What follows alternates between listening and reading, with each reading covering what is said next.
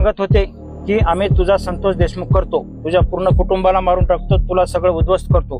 चिखलीकर साहेबांचं नाव घ्यायचं नाही, चिखलीकर साहेबांच्या नादाला लागायचं नाही. ते उद्या भावी मंत्री होणार आहेत, तो घर बर्बाद करून टाकता. 1 वर्षापासून प्रताप चिखलीकर, मोहन हंबर्डे यांच्याकडून माझं 2 करोड रुपये येणं होतं. मी वारंवार विनंती केली, ते मला त्रास देत होते, मानसिक आणि राजकीय सुद्धा. 1 वर्षापासून राजकीय त्रास द्यायला सुरू केलं. मग मी देवेंद्र फडणवीस साहेबांकडे निवेदन दिलं की माझ्या जीवाला धोका आहे, हे धमकी देतात, जीव मारण्याची धमकी देतो, तुला राजकारणातून संपवितो, बर्बाद करतो, अशा प्रकारची भाषा प्रताप चिखलीकरची होती आणि त्याला सपोर्ट मोहन हंबर्डेचा होता. परंतु मागच्या 4-5 दिवसापासून यांनी मला मारण्याचं षडयंत्र रचलं होतं. मी आज सकाळी घरून निघाल्या आयजी साहेबाला भेटायला जाणारच होतो, परंतु अचानक मध्यंतरी तलाठी साहेबाचा फोन आल्यामुळं मी गाडी टर्न केली आणि माझा हे पाठलाग सकाळपासूनच करत असल्याचं यांनी गाडीत बसल्यावर या आरोपींनी सांगितलं.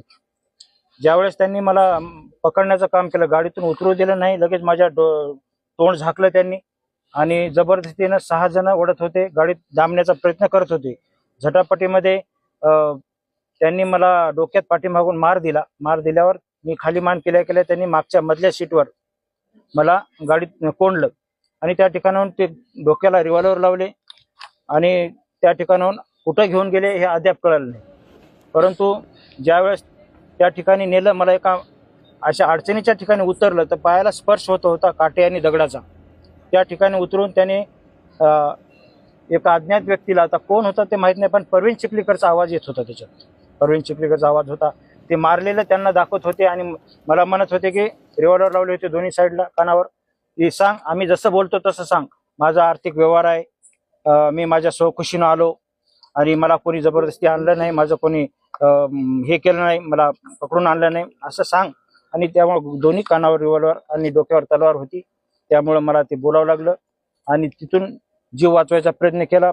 परंतु नंतर त्यांनी खूप मार केला, मुक्का मार दिला, पाठीत मारलं, हातावर मारलं आणि सरळ सांगत होते की आम्ही तुझा संतोष देशमुख करतो, तुझ्या पूर्ण कुटुंबाला मारून टाकतो, तुला सगळं उद्ध्वस्त करतो. चिखलीकर साहेबांचं नाव घ्यायचं नाही, चिखलीकर साहेबांच्या नादाला लागायचं नाही. ते उद्या भावी मंत्री होणार आहेत, तो घर बर्बाद करून टाकता, अशा प्रकारची भाषा वापरत होती. तेवढ्यात पोलीस प्रशासनानं तत्परता बाळगली. चिंचोलकर साहेबांना कळायला पोलीस फोर्स त्यांनी मागं लावला आणि तात्काळ त्या ठिकाणी लोकेशन लागल्यामुळं त्यांनी मला अज्ञात ठिकाणी आणून सोडलं आणि लगेच 5 मिनिटात पोलीस